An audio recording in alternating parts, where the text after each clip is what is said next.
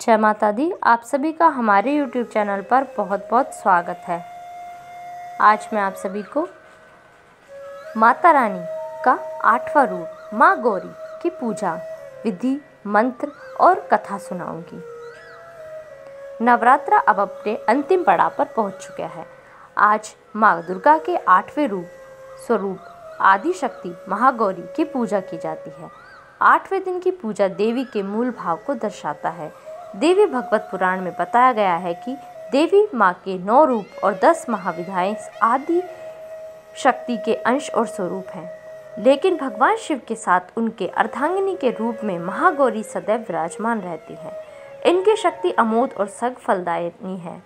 महागौरी की पूजा मात्र से भक्तों के पाप धुल जाते हैं और वह व्यक्ति अक्षय पुण्य का अधिकारी हो जाता है। ज़्यादातर घरों में नवरात्र की अष्टमी तिथि के दिन कन्या पूजन किया जाता है, वहीं कुछ लोग नवमी तिथि के दिन कन्या पूजन करते हैं। शिव पुराण के अनुसार महागौरी को 8 साल की उम्र में ही अपने पूर्व जन्म की घटनाओं का आभास होने लग गया था। उन्होंने इसी उम्र से ही भगवान शिव को अपना पति मान लिया था और शिव को पति रूप में पाने के लिए तपस्या भी शुरू कर दी थी। इसलिए अष्टमी तिथि को महागौरी के पूजन का विधान है। इस दिन दुर्गा सप्तशती के मध्यम चरित्र का पाठ करना विशेष फलदायी होता है। जो लोग 9 दिन का व्रत नहीं रख पाते हैं, वे पहले और 8वें दिन का व्रत कर पूरे 9 दिन का फल प्राप्त करते हैं। अब मैं आपको महागौरी की कथा सुनाती हूँ।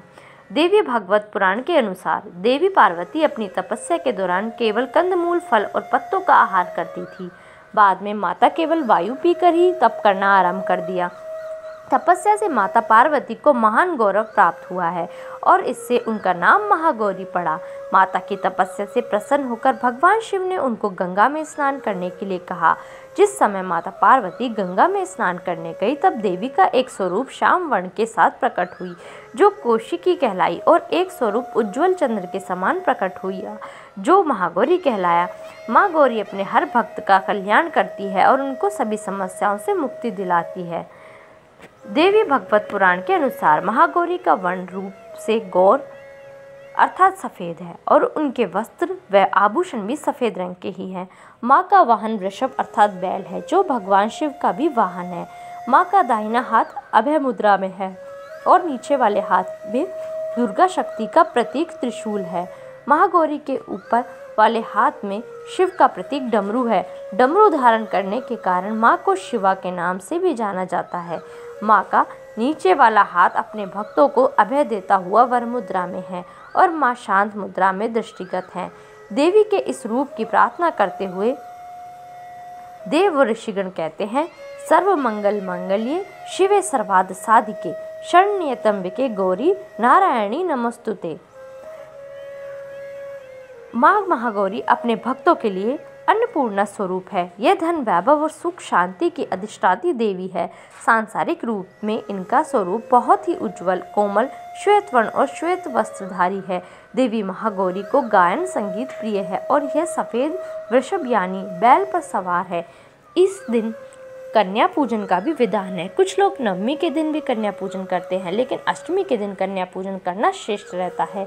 कन्याओं की संख्या 9 हो तो अति उत्तम है, नहीं तो 2 कन्याओं के साथ भी पूजा की जा सकती है।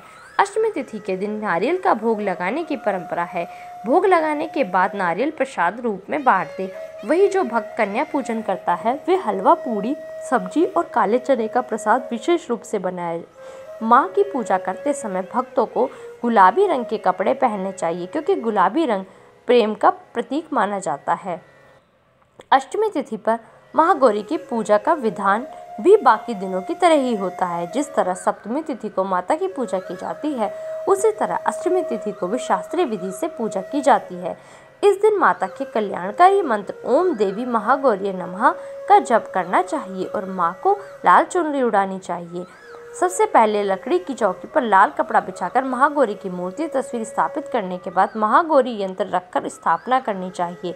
माँ की कांति भक्तों को सौंदर्य प्रदान करने वाली मानी जाती है। हाथ में सफ़ेद फूल लेकर माँ का ध्यान करें और फूल अर्पित करें और विधिवत पूजन करें। महागौरी को रात की रानी के लिए फूल बहुत पसंद है। धन्यवाद। इस वीडियो में बस इतना ही।